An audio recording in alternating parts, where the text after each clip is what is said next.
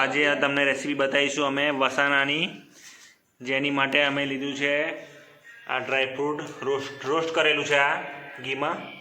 પછી આ ચારોરી, અડદનો લોટ, ચણાનો લોટ, ઘઉંનો લોટ, મળિયા, ખસખસ, ઇલાયચી, ગુંદર, સૂંઠ પાવડર, ગંઠોડા પાવડર,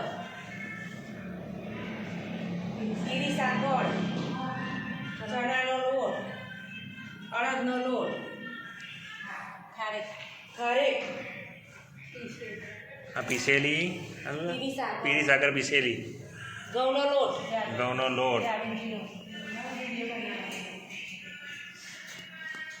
સૌથી પહેલાં ચોખ્ખું ઘી લીધું છે.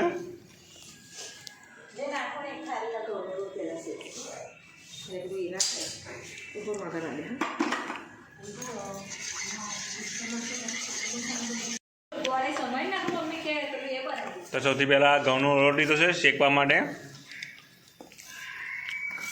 મીડિયમ હાઈ ફ્લેમ પર છે.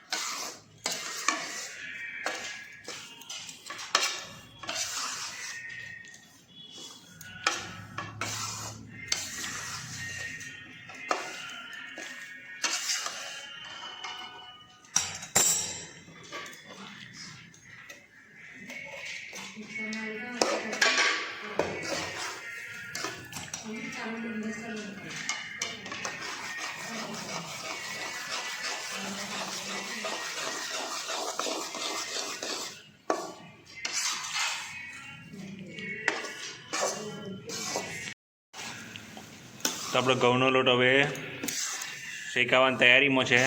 લાઇટ બ્રાઉન થવા માંડ્યો છે. હવે હજુ કેટલી અલગ થઈ ગયા તો રેડી થઈ ગયો છે આ શેકાઈને. એટલે હવે એને ડીશમાં કાઢી લઈશું અલગ.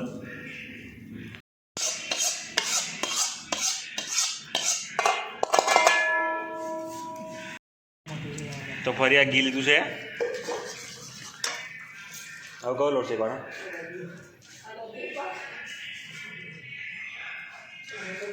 તો હવે ઘઉંનો લોટ શેકાઈ ગયો છે. હવે અડદનો લોટ શેકવાનો છે. ત્યાર પછી આપણે ચણાનો લોટ શેકવાનો છે. બે અડદ, તો અડદનો લોટ છે.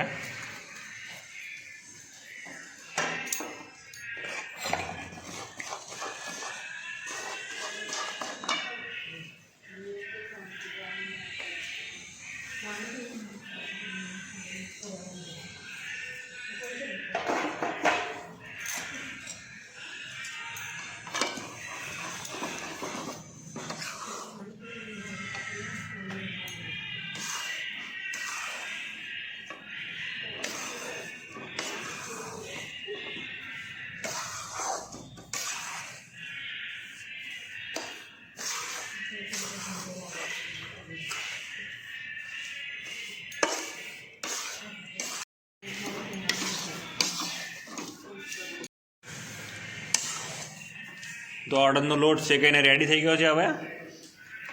એટલે એને હવે મિક્સ કરી દઈશું પહેલાંમાં.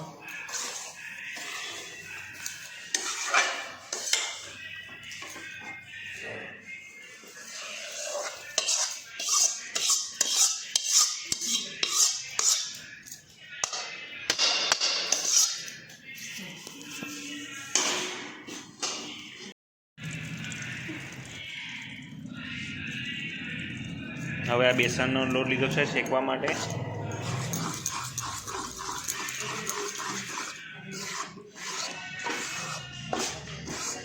આ વસાણા માટે અમે લીધા છે 3 જાતના લોટ, જેમાં ઘઉંનો, અડદનો અને આ બેસન.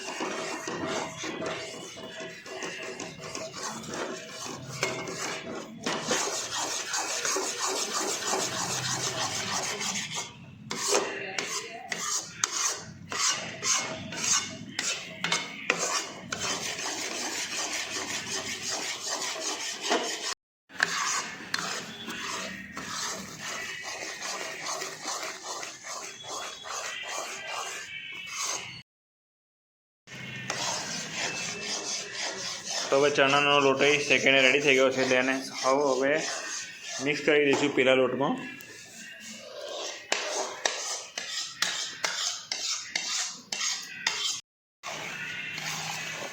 તો હવે લોટ મિક્સ થાય છે ત્રણેય જાતનો શેકેલો આપણો.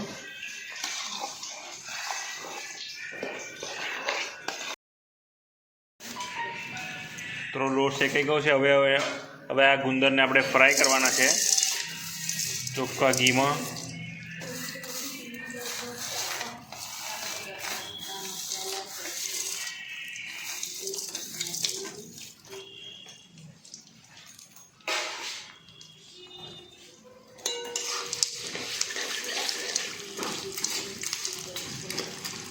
જો આ રીતના ફૂલવા માંડે છે.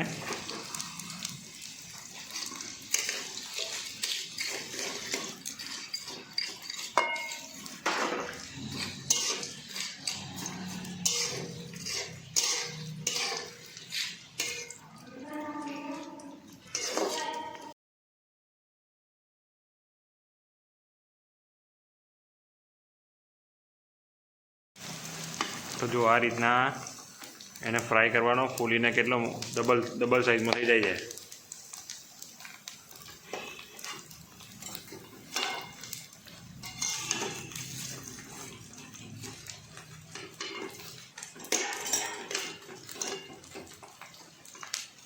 તો સૌથી પહેલાં આપણે એમાં મિક્સ કરીશું લોટમાં કાટલું.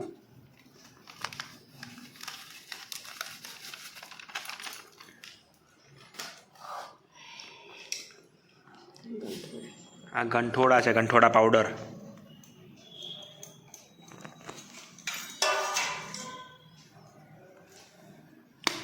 પછી આ સૂંઠ પાવડર.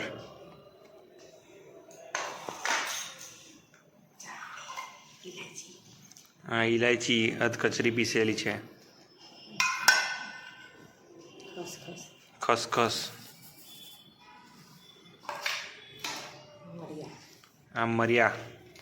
હા, એ અધકચરા પીસેલા છે.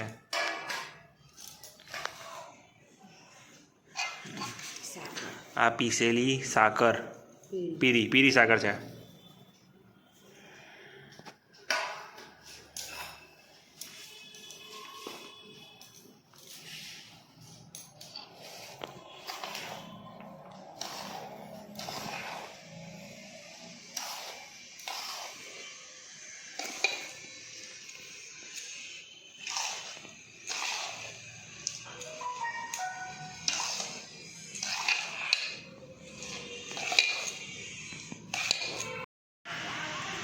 તો ગોળની ચાસણી બનાવીએ છીએ.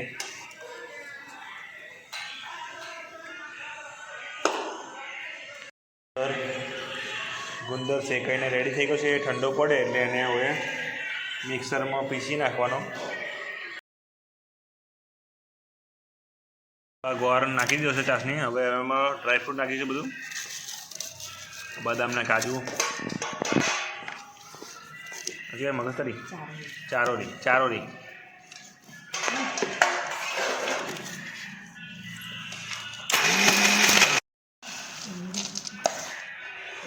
આ બધું મિક્સ કરી લઈશું આ રીતના. તો ગુંદર આ રીતના પીસવાનો અને એને ચારી નાખવાનો, જેથી અંદર આખો ટુકડો ના જાય એનો.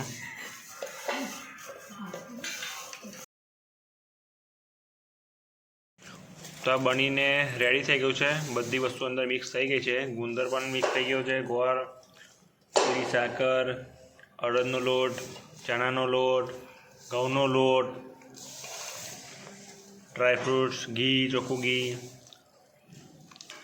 આ બધું મિક્સ કરીને એના નાના લાડવા બનાવીને રોજ ખાવાના, જેથી ઠંડીમાં શરીર ગરમ રહે, ઠંડી લાગે નહીં. તો આ રીતના વસાનું બનાવો અને શરીરના દુખાવા માટે બહુ સરસ હોય છે. હાડકાં મજબૂત બને છે આનાથી. Thanks for watching.